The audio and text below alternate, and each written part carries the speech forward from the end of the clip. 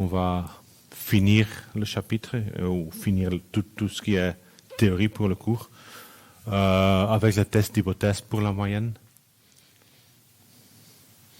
Donc, comme on avait dit avant, on peut aussi se demander est-ce que la moyenne est égale à 20 ou pas. Donc, est-ce que la moyenne de l'année passée est gardée? Test d'hypothèse bilatérale. Est-ce que la moyenne en 2015 pour la concentration du dioxyde d'azote, c'est 20 microgrammes par mètre cube. Donc l'hypothèse nulle sera mu égale à 20. Situation actuelle, donc l'hypothèse nulle, c'est rien change. Ou est-ce qu'il y a quelque chose qui a changé? Donc l'hypothèse alternative, mu n'est pas égale à 20. L'autre test qu'on va regarder après, il était le seuil d'alerte de 40. Est-ce qu'on a dépassé ce seuil? Il y a oui ou non. Et donc ça va donner un test d'hypothèse unilatérale. Mais donc on va commencer par le bilatéral et après le modifier pour l'unilatéral.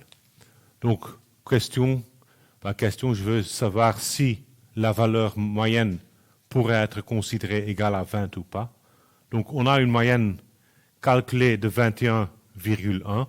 Donc la moyenne n'est pas exactement égale à 20, mais on sait qu'il y a une variabilité qui est expressée par la variance ou l'écart type. Donc, est-ce que cette différence entre 20 et 22, c'est vraiment une différence systématique ou c'est une différence aléatoire?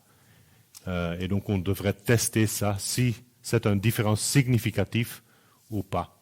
Et donc, on va le tester au niveau de confiance 95%. Est-ce que la moyenne est égale à 20, oui ou non? Donc, ça reste la même chose. Donc, on va dire que 1 moins alpha égale à 95% pour notre test. Donc, le modèle reste comme on avait introduit. Et maintenant, on doit introduire l'hypothèse nulle, l'hypothèse alternative. Donc, je vais tester contre une certaine valeur fixe que je vais noter avec mu étoile. Dans notre cas, le mu étoile, c'est 20. Donc, je vais tester si le paramètre dans la population, donc si le mu, ça c'est une variable, est égal ou n'est pas égal à une valeur fixe mu étoile. Ou donc là, bilatéral ou unilatéral, mais je vais quand même tester de cette manière-là. Et donc, je vais utiliser l'échantillon pour ça. Je vais regarder la différence entre la valeur observée, donc le 22,1, et la valeur supposée, le 20, et je vais voir est-ce que cette différence, est-ce que cet écart, c'est un écart qui est grand d'une manière ou assez petit.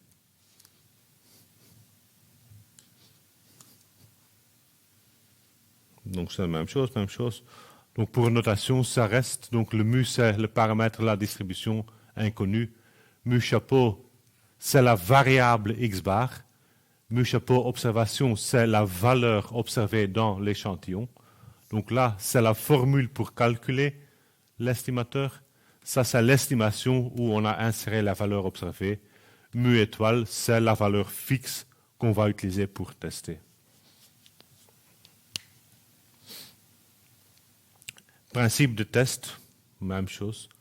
On va formuler les hypothèse nulle, hypothèse alternative. On va toujours supposer que l'hypothèse nulle est vraie, donc on va supposer qu'on travaille sous l'hypothèse nulle, donc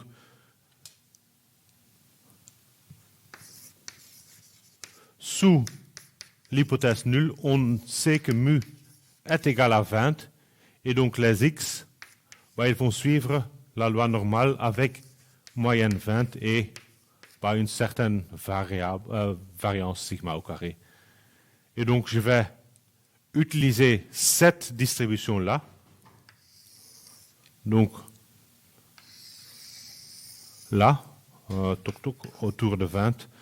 Et je vais comparer, je vais regarder où se trouve la valeur observée. Donc, le 22,1.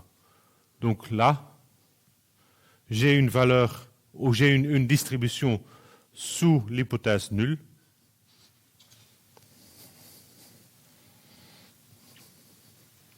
qui devrait être assez symétrique là.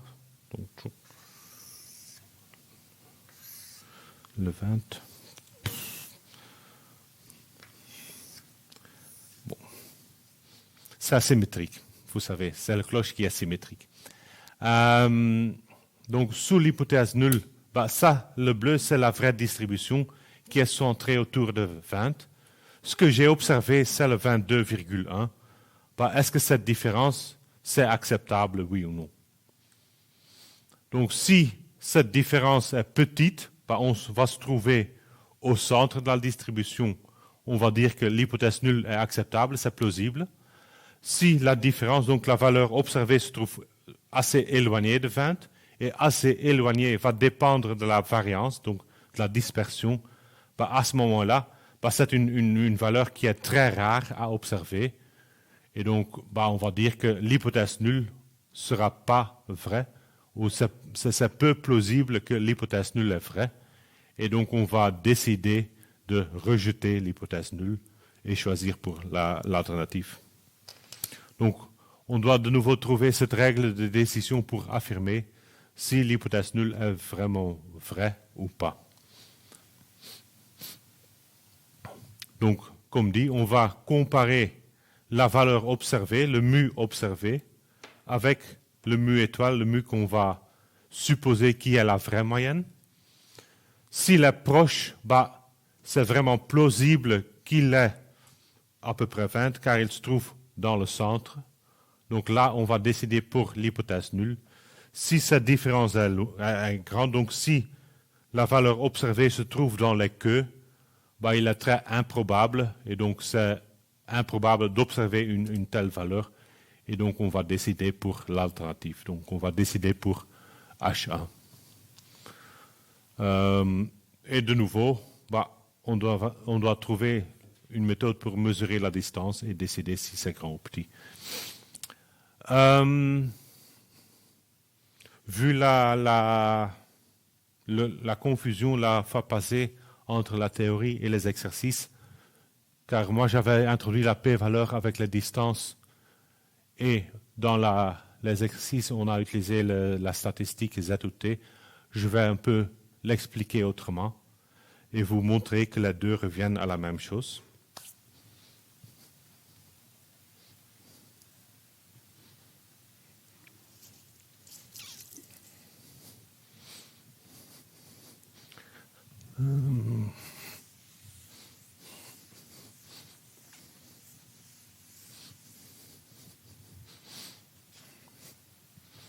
Donc, je vais noter plus généralement.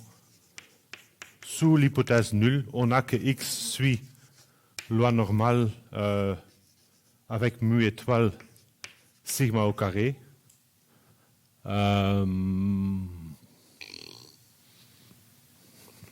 Je vais prendre celle-là. Et donc, on a cette distribution-là qui est centrée autour de mu étoile, autour de 20.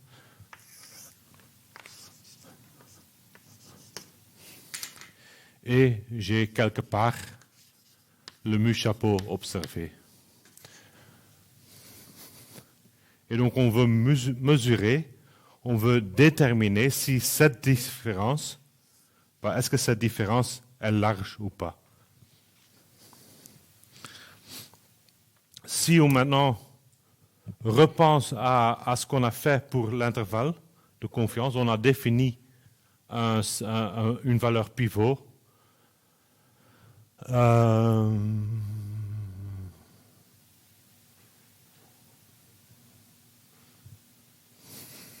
Moi, je vais prendre le T. Donc là, moi, je vais le faire avec Z. Je vais faire le cas avec Z qui est plus visible. Donc là, j'avais défini Z, c'est mu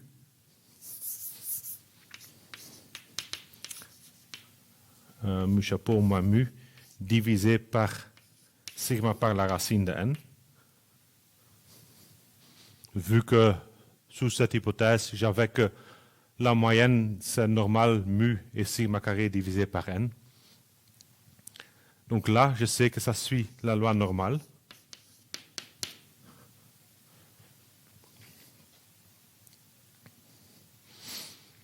Ben, je peux faire la même transformation sur la valeur observée. Donc je peux aussi regarder mu chapeau observé moins mu divisé par sigma racine de n. Donc je fais la même transformation et donc je peux le recouvrir dans une valeur ou un graphique pareil. À ce moment-là, bah, j'ai une distribution qui est la distribution normale standard, donc qui est centrée autour de 0.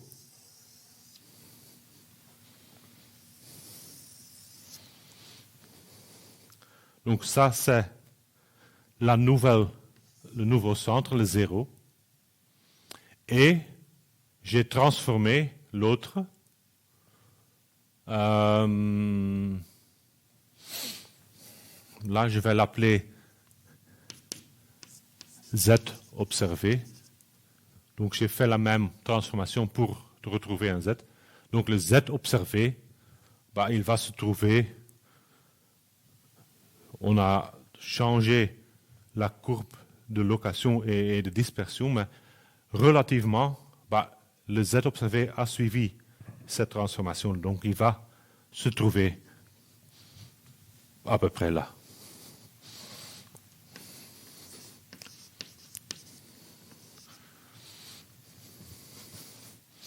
Donc j'ai transformé ma distribution originelle avec la valeur de l'hypothèse nulle et la valeur observée vers le standard normal qui est centré autour de 0 et j'ai modifié cette mu chapeau observé dans un Z observé.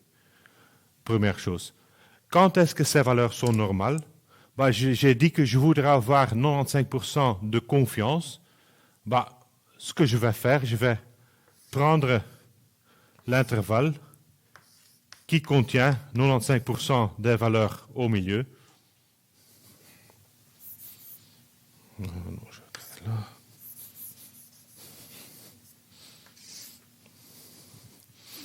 Donc ça, ce sont les valeurs qui sont considérées comme normales.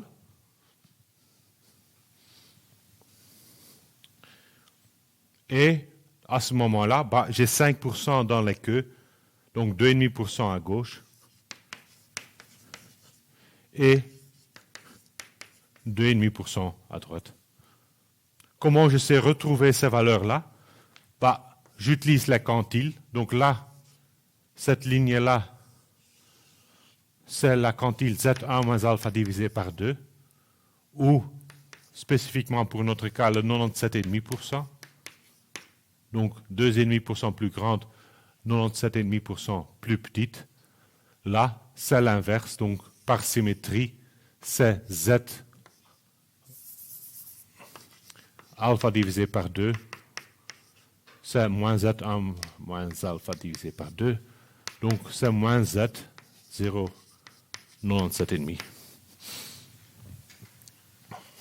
Donc l'idée ou le principe, c'est le même que pour l'intervalle de confiance. Si la valeur observée se trouve au centre, c'est OK. La distance entre la valeur observée et la valeur supposée sous l'hypothèse nulle n'est pas trop grande. Et donc là,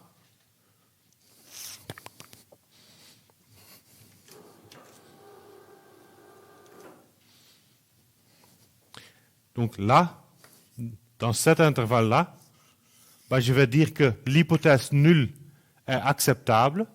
Donc les valeurs que j'observe ne sont pas trop différentes de la valeur moyenne théorique supposée.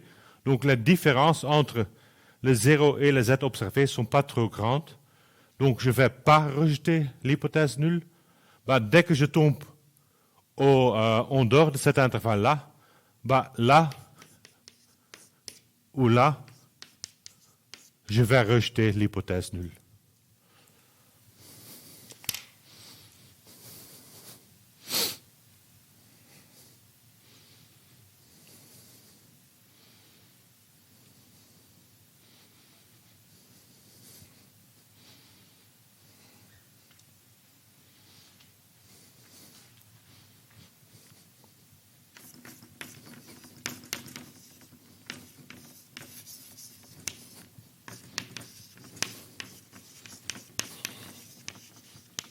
Donc l'intervalle d'acceptance, l'intervalle pour lequel on va accepter l'hypothèse nulle, il va courir de cette quantile jusqu'à de l'autre quantile. Donc c'est le moins Z1 moins alpha divisé par 2 jusqu'à Z1 moins alpha divisé par 2.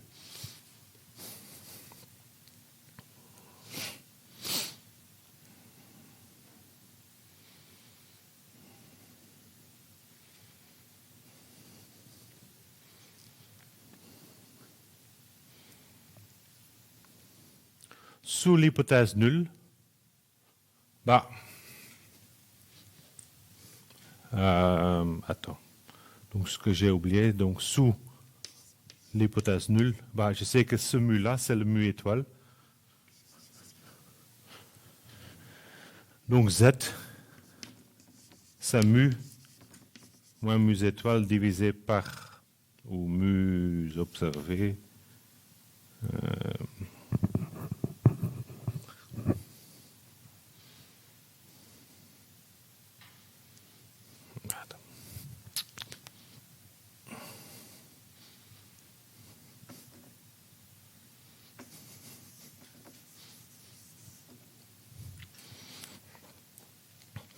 Donc l'intervalle d'acceptance, je vais le dire comme ça, c'est toutes les valeurs entre les deux bornes-là. Et donc je ne vais pas rejeter si cette valeur observée, si le Z observé tombe dans l'intervalle. Donc à ce moment-là, la différence entre la valeur centrale et la valeur observée n'est pas large ou pas assez large pour rejeter l'hypothèse nulle. Donc là, le Z observé, je peux le remplacer. Donc c'est le mu chapeau observé moins mu étoile divisé par, je dis sigma divisé par n. Comme ça.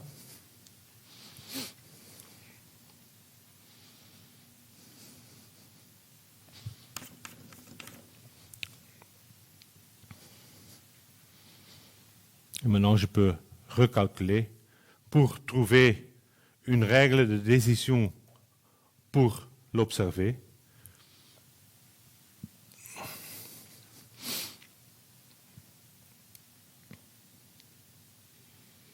Donc l'intervalle d'acceptance, je vais multiplier tout avec sigma divisé par racine de n.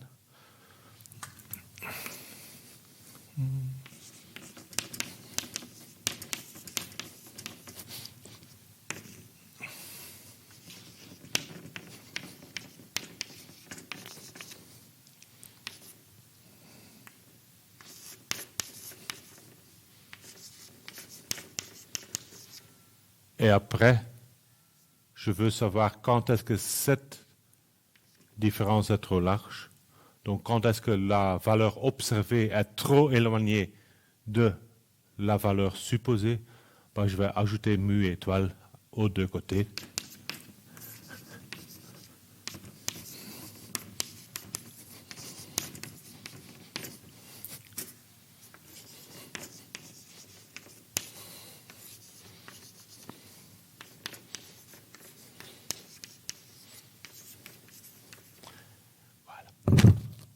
Et de nouveau, je vais casser le truc encore.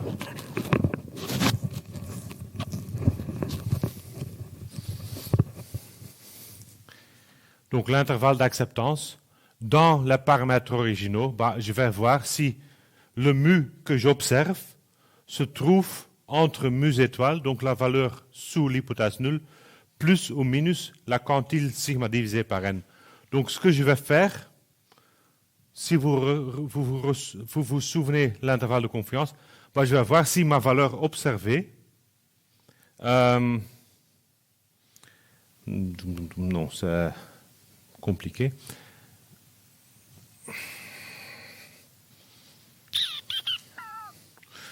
Je vais changer la dernière étape pour montrer l'autre. Donc je peux faire la même chose avec le mu chapeau observé.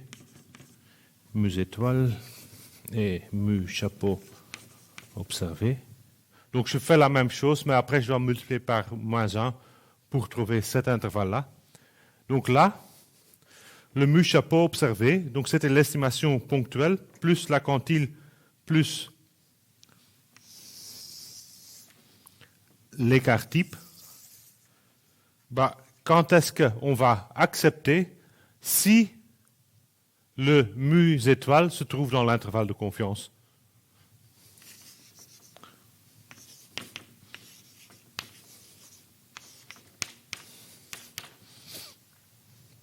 Donc là, ce qu'on a ici, c'est simplement l'intervalle de confiance calculé sur les données et on va regarder si la valeur mu étoile se trouve dans cet intervalle de confiance ou pas.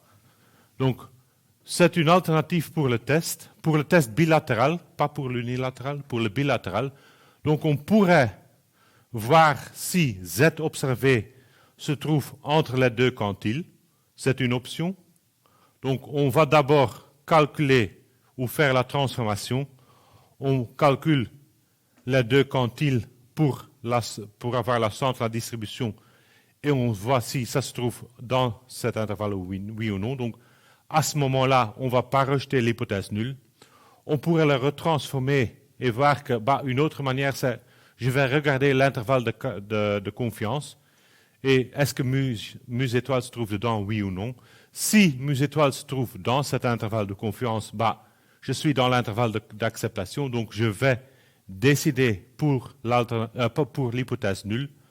Et l'autre option, c'est regarder les valeurs P ou les P-valeurs et les calculer.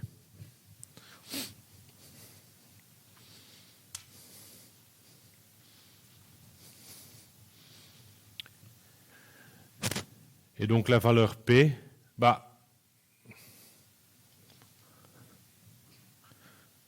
là on retombe sur la même chose qu'on a dit la fois passée. La valeur P, je vais regarder la différence entre ce que j'ai observé et ce que je devrais avoir sous l'hypothèse nulle. Donc je vais regarder la probabilité pour être plus large que ça ou l'inverse, la négative est plus petite. Donc vu que j'ai le bilatéral, je dois regarder les deux côtés. Donc je dois regarder si cette différence-là, il dépasse à droite ou à gauche. Donc c'est pour ça que je prends la valeur absolue. Donc j'ai la valeur absolue de la distance. Est-ce que cette valeur-là est plus large que... est-ce que c'est plus extrême que ce que j'ai observé? Donc là, je vais calculer la probabilité que l'écart, on va la valeur absolue, que l'écart qui est une variable, car ça c'est une variable, le mu chapeau, il est plus grand que l'écart que j'ai observé. Donc je vais regarder quelle est la probabilité que l'écart est plus grand que l'écart observé à droite, mais par symétrie aussi à gauche. Donc valeur absolue, ou je le fais en deux parties avec le plus et le minus. Par la transformation, cette valeur, donc ça c'est le P-valeur, cet truc-là, c'est le même que ici. Et l'inverse. Vu que les probabilités ne vont pas changer par la transformation, ce qu'on a vu, je pourrais regarder sur la mu et la mu observée, ou je pourrais regarder sur les z-valeurs, n'importe. Donc la valeur P, c'est aussi la probabilité que je dépasse cette valeur observée.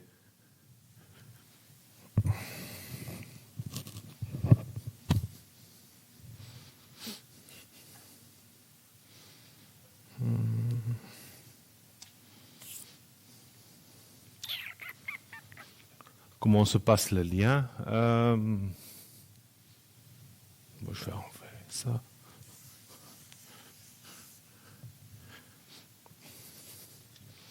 Donc là, la valeur, la P-valeur, c'était la probabilité que mu chapeau moins mu étoile est plus large que ce que j'ai observé.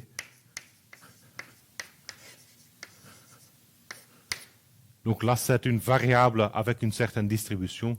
Ça, c'est une valeur. Donc ça me donne une probabilité. Ce que je pourrais faire, je pourrais le diviser par sigma par n. Sigma par n. Sous l'hypothèse nulle, c'est une variable qui est standard normal. Et donc là,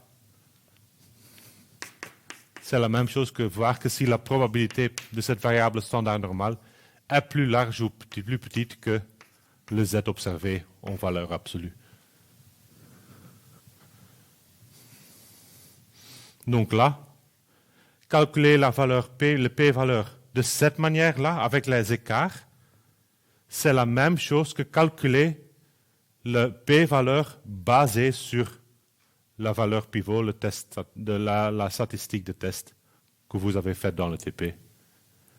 Donc, ou bien vous faites de cette manière-là, vous regardez les écarts, vous calculez la différence, ou la probabilité. Plus facile, souvent, c'est d'abord faire la transformation et regarder la valeur là, avec le z observé. Donc ici, tout ce qui est plus grand, et je multiplie par 2. Donc je regarde à gauche et à droite, mais c'est la même chose.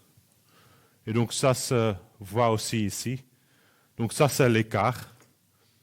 Si je divise l'écart par cette racine-là, j'ai le z, et donc je vais voir si le z est dans les deux valeurs. Ici, je vais calculer le p-valeur en rouge. Si le p-valeur est plus grande que alpha, donc alpha, c'est la partie là, en bleu, donc qui est en dehors des quantiles. Donc ça, c'est l'alpha. Donc si le rouge est plus grand que le bleu, je me trouve dans le centre. Je ne vais pas rejeter. Donc P plus grande que alpha, je vais prendre l'hypothèse nulle. P plus petite que alpha, donc ça veut dire que la surface en rouge est plus petite que la surface en bleu. Et donc que le Z observé va se trouver quelque part ici, en dehors de l'intervalle d'acceptance. Et donc dans ce cas, si P est plus petite qu'alpha, je vais rejeter l'hypothèse nulle. Donc il y a plusieurs possibilités pour faire le test à la main. En pratique, vous allez prendre le logiciel quand même et le calculer. Mais donc, ça c'est le raisonnement. Vous pouvez regarder les écarts. Vous pouvez d'abord faire la transformation et comparer avec les quantiles. Vous pouvez calculer les valeurs P sur les valeurs originelles ou sur les valeurs transformées, n'importe. Et après, vous comparez P avec alpha. Si c'est plus petit qu'alpha, on va rejeter l'hypothèse nulle. Si c'est plus grand qu'alpha, on ne va pas le rejeter.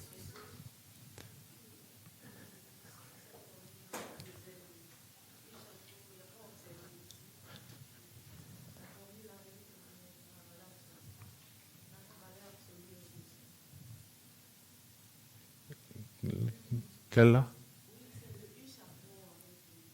Le mu-chapeau, oui.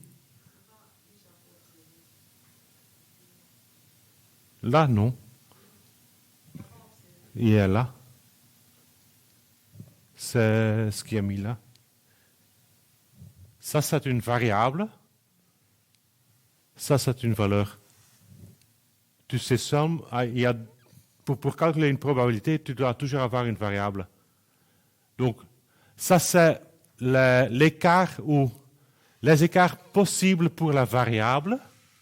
Ça, c'est l'écart qu'on a observé. Et donc, on veut calculer la probabilité d'avoir un écart qui est au moins si extrême que celui qu'on a observé. Donc, je dois avoir toujours une variable pour calculer. Donc, ça, c'est la variable qui va être transformée dans une variable normale standard. Et ça, c'est une valeur. Donc là, ça va déterminer la loi. Ça va déterminer le point où on coupe pour calculer la probabilité.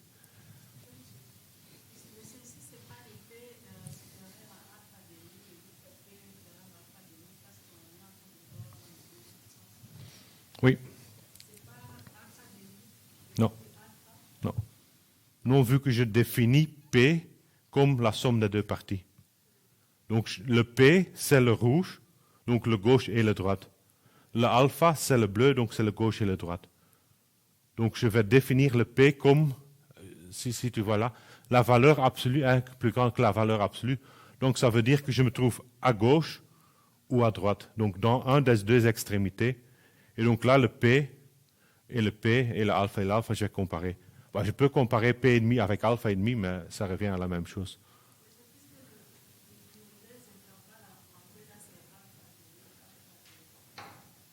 Oui, ça c'est alpha et demi, mais alpha c'est les deux côtés. Donc, vu que la valeur P se trouve aux deux côtés, et alpha se trouve aux deux côtés, je peux simplement faire la somme des deux. Donc, normalement, je définis le alpha, qui est 5%, qui est fixe, et je vais calculer la valeur P, et je le compare avec alpha. Bah, si tu veux calculer que cette partie-là, bah, tu le compares avec alpha divisé par 2. Ça revient à la même chose, mais normalement, on va calculer le rouge en complet.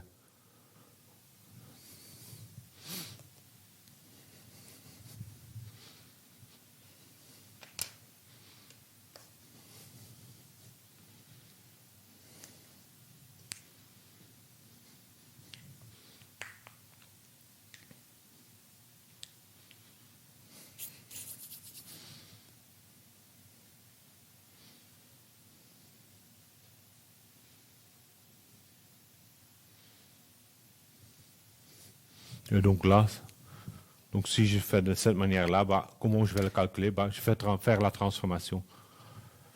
Donc j'ai les écarts, je veux savoir si l'écart est extrême ou pas. Bah, je vais faire la transformation. Donc moi j'ai supposé que je connaissais le sigma au carré, je suivais la loi normale. Bah, si je ne connais pas sigma, je vais l'estimer par S et j'aurai une loi student, mais l'idée est la même. Donc là, tout ce qui change, ce sera le quantile. Donc on va prendre les quantiles du loi student au lieu de loi normale. Et donc c'est la même chose. Je regarde cette valeur pivot, le T. Si l'hypothèse H0 est vraie, je sais que le mu est égal à mu 0. C'est ce qu'on a fait là. Le mu 0 ou le mu étoile. Dans le Z observé, c'est le mu étoile. Donc partout, on a fait la transformation sous l'hypothèse nulle. Donc on a partout toujours supposé que la vraie valeur de la moyenne, c'est sa valeur étoile, donc le 20. Ça va suivre une certaine loi normale. Et après, on a de nouveau ça. Bah, la valeur P, bah, si je me trouve à droite, donc si ma valeur observée est positive, bah, je prends la valeur ou la probabilité d'être plus grande, je multiplie par 2 pour la symétrie. Si cette valeur observée se trouve à gauche, bah, je prends tout ce qui est plus petit et je multiplie par 2 pour la symétrie. Donc c'est ce qui est marqué là.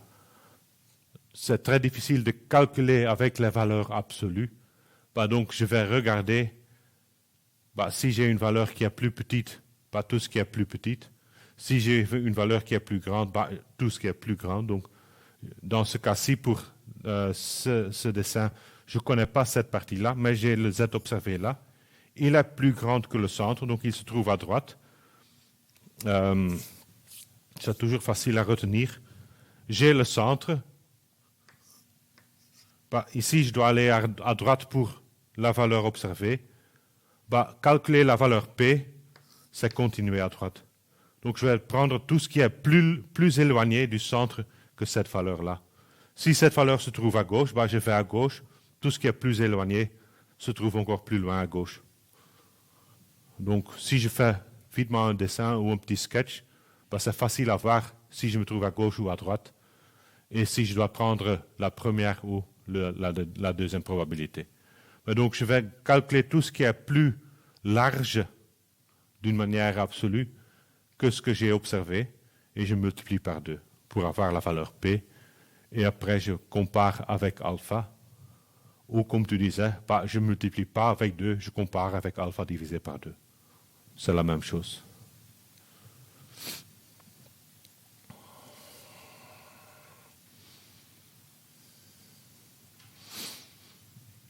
Et donc là, ça montre que pour la valeur P, on pourrait utiliser la transformation, donc la valeur pivot, que je dois comparer avec ce que j'ai appelé le Z observé.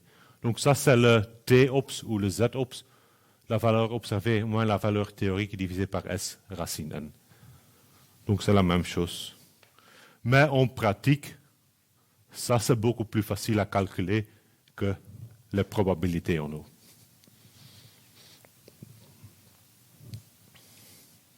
Et en pratique, vous allez prendre le logiciel qui va faire tous les calculs pour vous. Vous regardez la valeur P qui sort et vous comparez avec les niveaux de confiance que vous avez choisis. Donc c'est la même chose. Donc là, il y a un T observé car on ne connaît pas le sigma. La valeur P, je vais comparer la variable T qui suit la loi de Student avec la valeur observée. Si je me trouve à droite, je regarde tout ce qui est plus grand, je multiplie par 2. Si je me trouve à gauche, je prends tout ce qui est plus petit et je multiplie par 2. Donc c'est ce que le dessin a montré. Et maintenant, je peux le faire pour la question qu'on avait. Donc, on avait observé le 22,1. On veut tester avec le 20, donc on se trouve à droite.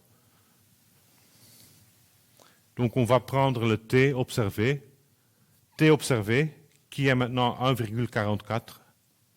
Donc, c'est la valeur observée, le 22,1 moins la valeur sous l'hypothèse nulle, le 20, divisé par l'écart type sur n, 1,44. Donc, le plus facile, c'est regarder le signe de cette valeur-là. Donc, je sais qu'il y a mi. Nous sommes dans le cas où le mu observé est plus large que mu étoile. Ça correspond à le t observé est positif. Si mu observé est plus large que mu étoile, t observé sera positif. Je me trouve à droite. À l'inverse, si celle-ci est plus petite que le mu étoile, t observé sera négatif. Je me trouve à gauche. Donc, je pourrais simplement regarder là le signe. Donc, le signe est positif, je me trouve à droite. Je regarde tout ce qui est plus grand que ça. Donc, je prends la probabilité pour avoir des valeurs au moins 1,44. Donc là, cette valeur-là, c'est 1,44 dans l'exemple. Je calcule la partie en rouge à droite et je multiplie par 2.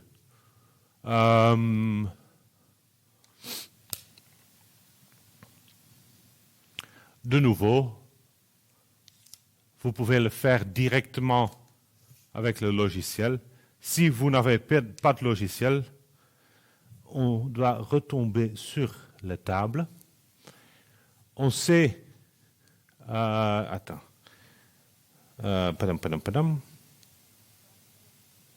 On sait que t est égal à 49, donc on va prendre le 45, ce qui est plus prudent. Et à ce moment-là, on va voir où est-ce qu'on se trouve. Là.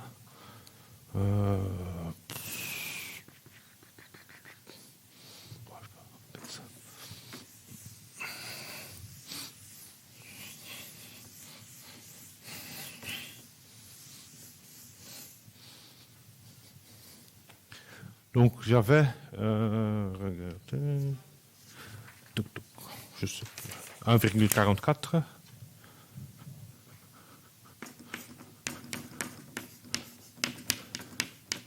Donc la valeur observée, c'était 1,44 pour t qui est correspondant à un t49. Pour être plus prudent, je vais prendre les valeurs plus grandes. Donc, je vais prendre le 45. Et là, je vais regarder où est-ce que je me trouve. Le 45, là, je vois que le 1,44 se trouve entre 1,3010 et 1,6790.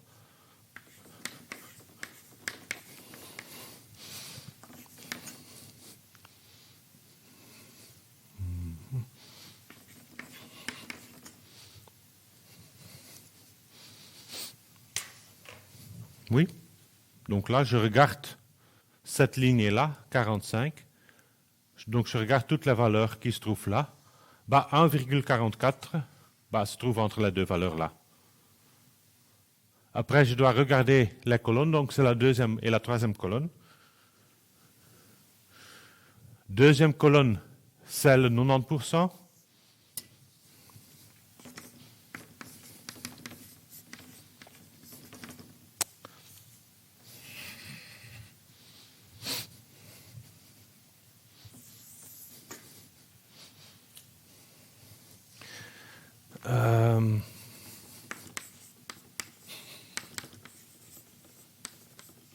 Et l'autre, c'est le 95%.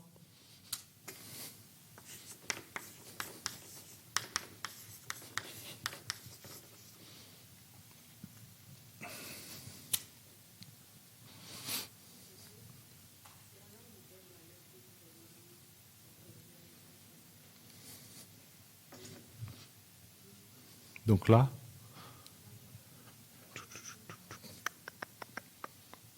là. Donc je sais que, en théorie, je devrais utiliser le 49. Je n'ai pas la 49 dans la table, donc je vais prendre le 45. Le 45, je vais regarder cette ligne-là. J'ai une valeur observée à 1,44 de l'échantillon. C'est ce qu'on avait calculé là. Donc 1,44.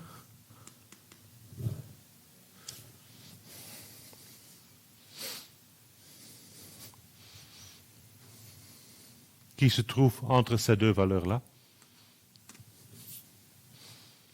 Après, si on va regarder au nord du tableau, on voit que ça correspond à 90%, ça correspond à 95%, mais vu que c'est bilatéral, c'est 1 moins alpha divisé par 2. Donc ça correspond que alpha, qui se trouve entre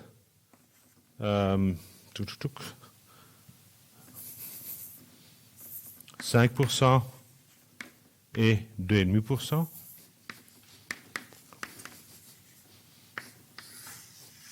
Donc ici, alpha divisé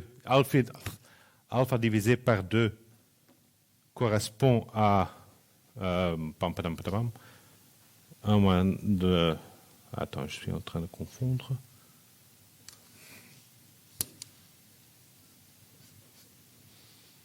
C'est le 20, oui. Non, c'est 20% et 10.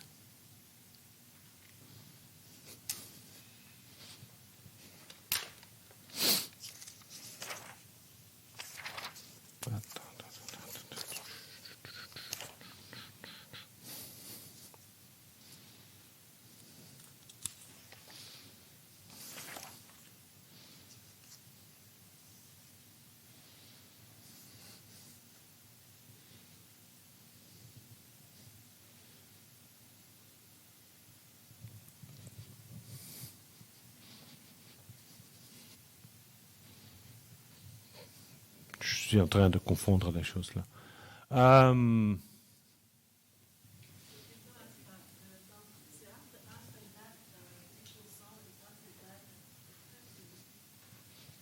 Attends.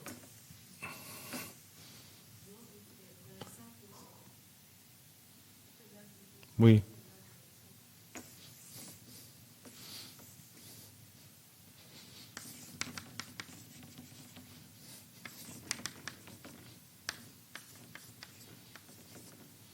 C'est comme ça. Donc, je ne devrais pas le compliquer. Donc, j'ai la valeur. La valeur là que je trouve, il y a 10%. L'autre, il y a 5%. Après, je dois multiplier par 2 quand même pour trouver la valeur P.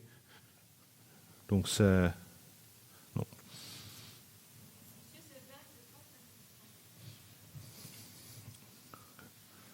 Non, c'est 25.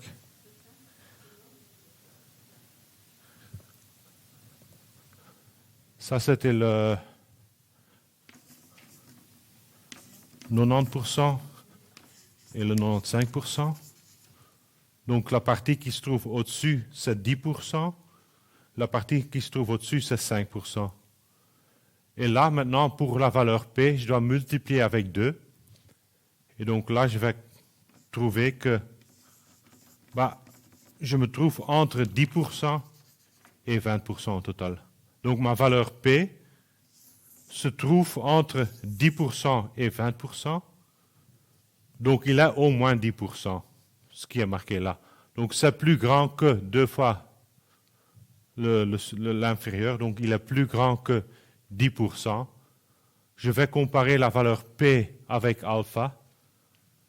Donc P est plus grande que alpha, donc je ne peux pas rejeter l'hypothèse nulle. Mais donc le confus, là, j'allais chercher trop loin.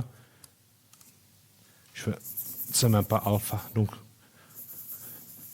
je vais faire plus.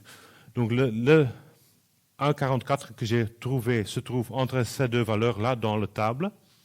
Cette valeur correspond avec un niveau de confiance 90%, ou bien il y a 10% qui est plus grande. Donc je veux savoir la valeur ou la probabilité plus grande. Donc je dois prendre l'opposé, donc le 1 moins 90, c'est 10%. Cette valeur correspond à la quantile 95%, donc il y a 5% qui est plus grande. Donc la probabilité d'avoir, ou la probabilité que t est plus grande que ça, c'est 10%. La probabilité que t est plus grande que ça, c'est 5%. Et finalement, je dois multiplier avec 2 pour trouver la valeur P.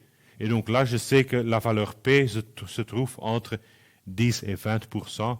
Mais donc, il est certainement plus grand que 10%. Le 10% est plus grand que 5% de niveau de confiance ou de niveau de significance. Et donc, je ne dois pas rejeter, ou je ne peux pas rejeter l'hypothèse nulle. Plus facile si l'ordinateur vous donne la réponse.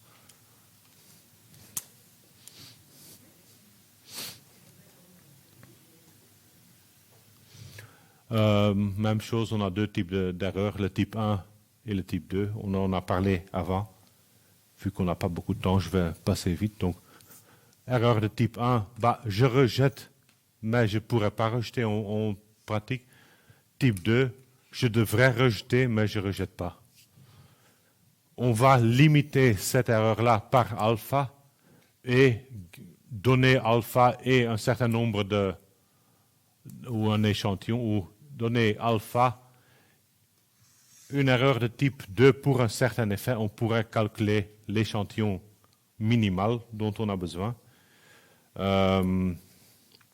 Et si on regarde la truc unilatéral, l'unilatéral qu'on voudrait regarder, c'était le 40, donc on voudrait comparer avec 40. Est-ce qu'on a dépassé le 40 ou pas? Ça reste. Le test qu'on va faire, c'est est-ce que j'ai dépassé ce seuil d'alerte? Donc, est-ce que mu est plus grande que 40? Ou l'hypothèse nulle, c'est toujours égalité. Donc, en théorie, c'est plus petit ou égal à 40, mais je ne sais pas. Je dois avoir une seule valeur, donc je vais prendre égal à 40. Donc, c'est la valeur la plus prudente. Donc, l'hypothèse nulle, c'est toujours l'égalité. Alternatif, là, je vais prendre, est-ce que je dépasse ce seuil? Donc, est-ce qu'il y a une alerte, oui ou non? Qu'est-ce qui change? C'est un test unilatéral. Donc, je regarde tout ce qui est plus grand que 40. J'ai le mu observé. Ma valeur P va être seulement la partie à droite. Donc, tout ce qui se passe à gauche ne m'intéresse pas. Donc là, maintenant, c'est le 40. La valeur de l'hypothèse, c'est le 40. Je veux savoir, est-ce que je l'ai dépassé, oui ou non? Donc, si c'est 20, 10, 0, ça ne m'intéresse pas du tout. Donc, je ne regarde pas du tout ce qui se passe à gauche. Je regarde que ce qui se passe à droite. Et donc là,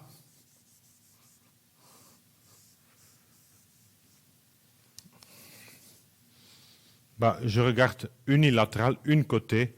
Donc, les valeurs différentes se trouvent tout dans les valeurs positives, donc la valeur extrêmement grande. Je prends 5% à gauche et tout le reste sera le 95%. La quantile va changer. Donc, j'ai plus de quantile là. Mais là, j'ai tout le alpha. Donc, c'est 1 moins alpha, donc 0,95. Et donc, pour calculer la valeur P, vu que je dois regarder plus grande que 40, donc je regarde toujours dans la direction de la flèche, donc je regarde à droite. Donc, je prends ma valeur observée et je calcule la probabilité à droite.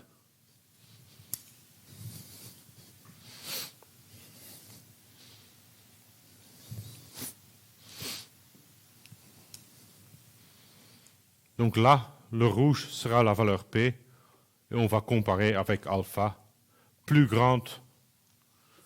Donc là, partout, on va accepter H0. Là, on va rejeter.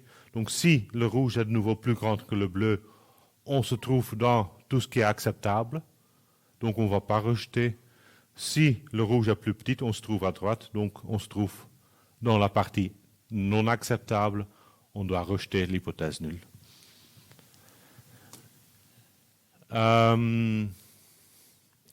Pourquoi on fait un test pareil? Donc le mu plus grand que 40 et pas l'opposé, mu plus petit que 40. Je t'ai dit avant,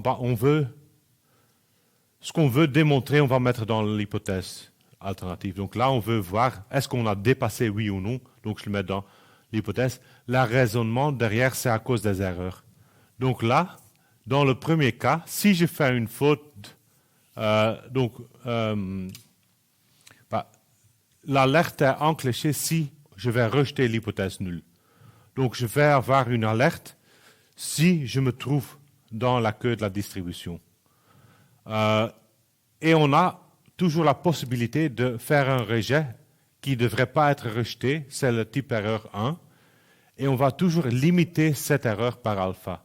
Donc à ce moment-là, on va limiter vraiment le risque de faire une erreur de type 1, donc le risque de faire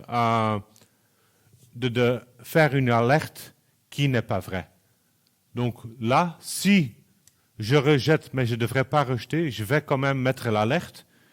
Et donc c'est plus sûr de mettre une alerte quand ce n'est pas nécessaire que pas mettre l'alerte que si c'est nécessaire. Donc là, je vais mettre une alerte fausse, mais la probabilité pour avoir une alerte fausse est limitée par alpha. Donc c'est limité par le 5%. Dans l'autre cas là, je vais regarder à gauche, donc je vais regarder tout ce qui se passe à gauche de la valeur observée, mais l'alerte va se passer quand je ne rejette pas. Donc quand je ne rejette pas, ce qui est dans le plus souvent des cas, je vais mettre une alerte. Et la faute que je fais, ou une alerte fautive, c'est maintenant une erreur de type 2. C'est quand je ne rejette pas. Donc quand je rejette, mais je ne devrais pas rejeter. Donc là, j'ai une erreur de type 2 et je ne sais pas le limiter. Je ne sais pas vraiment limiter l'erreur type 2, car l'erreur de type 2 va dépendre de l'alternative spécifique qu'on va regarder. Et donc là, les alertes fautives, je ne sais pas les contrôler. Là, je pourrais les contrôler et je vais les limiter avec alpha. Donc c'est pour ça qu'on va toujours regarder un test pareil et pas pareil. Donc, ça c'est pendant le cas naturellement, mais pour ce cas-ci, l'alternative, on va dépasser, donc je vais aussi regarder est-ce que la moyenne dépasse le 40, oui ou non.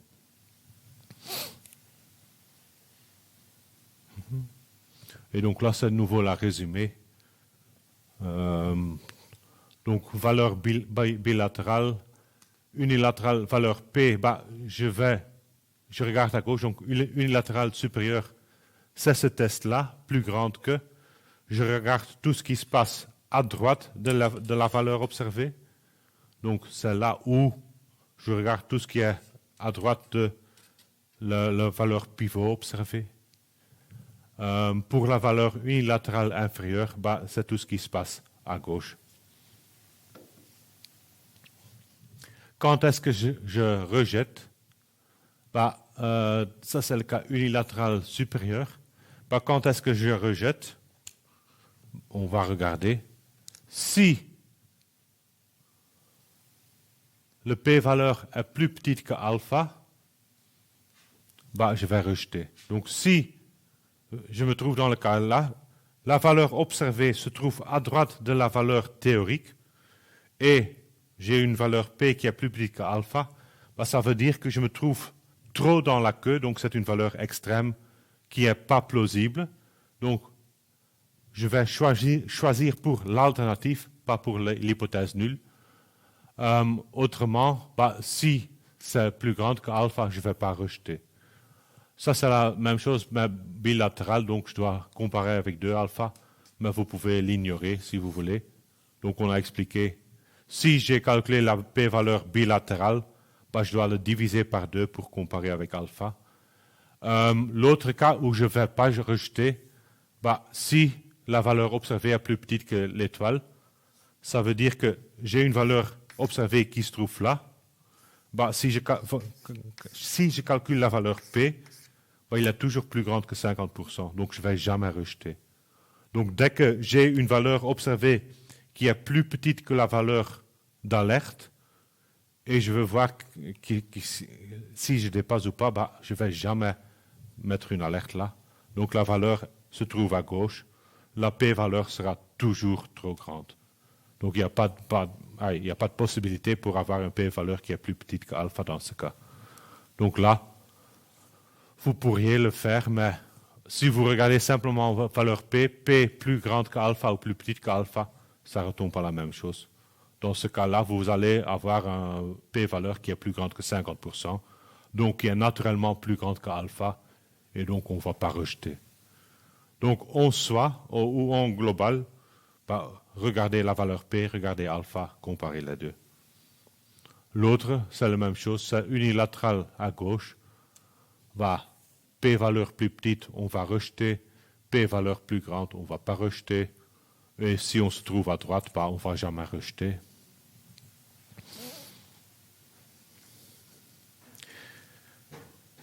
Et donc ici, pour notre cas, bah, on a une moyenne observée de 22,1. On voudrait le comparer avec une valeur théorique de 40%. Donc si je fais, ou je modifie, non, je vais refaire.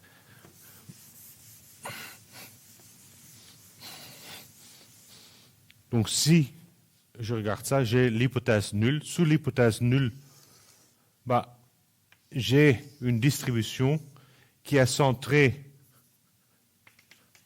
autour de 40. Donc ça, c'est la distribution sous l'hypothèse nulle. Le mus étoile égale à 40. La valeur observée est 22,1. Et je regarde à droite. Donc je regarde les mus qui sont plus grandes que 40, plus grandes que 40. Donc pour calculer la valeur P, je prends la valeur observée et je regarde la probabilité qui se trouve à droite. Donc là, directement, je vois que j'ai une valeur P qui est plus grande que de 50%. Et donc, je ne vais jamais rejeter l'hypothèse nulle. Et donc, on ne va pas rejeter l'hypothèse nulle. Donc, il n'y a pas d'indication qu'on a dépassé le seuil moyen de 40. Donc, la qualité d'air ou la qualité en moyenne est bien en 2015 à Arlon. Donc, jusqu'à preuve du contraire, les observations ne nous amènent pas à invalider l'hypothèse que la concentration annuelle moyenne de dioxyde d'azote ne dépasse pas le seuil d'alerte de 40. Donc là, j'ai décidé de ne pas rejeter, ou je ne peux pas rejeter l'hypothèse nulle, car la valeur observée est beaucoup plus petite que la valeur théorique de 40. Et donc, je vais choisir de garder l'hypothèse nulle. Bah, c'est la même chose, donc ce que moi j'avais expliqué là, c'était avec Z, où on connaissait sigma au carré. Donc c'est ce cas-là. On connaît sigma, donc on utilise l'hypothèse ou la normalité et on prend des quantiles de la valeur normale. Dans le slide, on l'avait avec T, donc on utilisait S au lieu de sigma. On avait la valeur avec T, mais l'idée est toujours la même. Donc même chose, si finalement j'ai une distribution inconnue avec n plus grande que 30, bah, de nouveau, je vais utiliser celle-là. Donc si j'ai plus de 30 observations, je peux approximer par la loi normale. Et donc je vais faire le test comme si j'avais la loi normale et je vais utiliser les quantiles de la loi normale aussi. Même si je ne connais pas exactement la distribution de X même. Donc c'est identique, ou l'idée est identique à celle des intervalles de confiance. Et donc ça conclut la théorie. Pour l'examen, comme dit, il y a deux parties. Donc l'examen du matin est en écrit. Il y a quelques exercices en QCM, des exercices où en QCM ce sera des questions plutôt théoriques d'interprétation pour voir si vous avez compris la théorie, et quelques exercices faciles, disons, du style type de variable ou des réponses très courtes. Et on va ajouter quelques exercices plus longs que vous devriez calculer ou interpréter à la main. Pardon? Non. Pas comme ça. Donc, si ce sont des calculs pareils, ce sera beaucoup plus facile, des chiffres beaucoup plus faciles. Mais c'est surtout sur l'interprétation et pour voir que vous avez compris la théorie, les exercices. Pour ça, donc pour cette première partie, je vais vous donner un formulaire. Je vais essayer de créer vendredi, le mettre en ligne le plus vite possible, qui va quand même reprendre la formule et tous les détails plus compliqués. Mais donc pour la partie en écrite, vous pouvez utiliser le formulaire. La deuxième partie sera tout ce qui est R, donc tout ce qui est pratique sur le logiciel. Là, ça compte pour 30%. Vu qu'on n'a pas beaucoup d'heures, et je sais que ce n'est pas facile à apprendre un nouveau logiciel, donc j'ai fait une division 70%, 30%. Pour la partie R, vous pouvez utiliser tout. Donc c'est à livre ouvert, vous pouvez utiliser le livre, vous pouvez utiliser le TP qu'on a fait, les scripts que vous avez fait pendant le TP, n'importe. Donc vous pouvez vraiment utiliser toutes vos ressources pour la deuxième partie.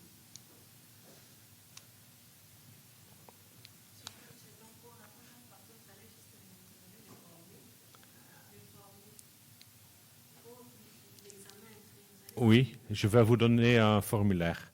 Donc il y a, ça va, je ne sais pas, 3-4 pages avec la formule importante et tout ça. Donc vous ne devrez jamais apprendre la formule par cœur, mais c'est surtout sur l'application ou l'utilisation. Donc dans ce cas-ci, je dois utiliser cette formule-là ou ça, comment je vais interpréter, qu'est-ce que ça veut dire des choses pareilles.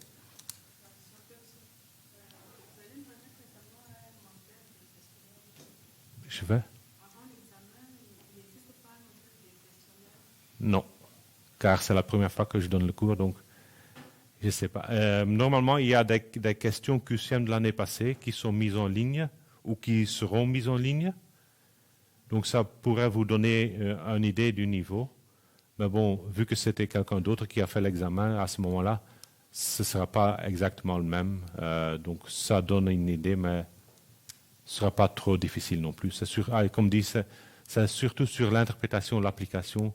Donc vous avez compris la théorie et vous savez quoi appliquer et pourquoi quoi appliquer. Donc dans cette situation-là, je dois faire ça ou ça par raison de ça.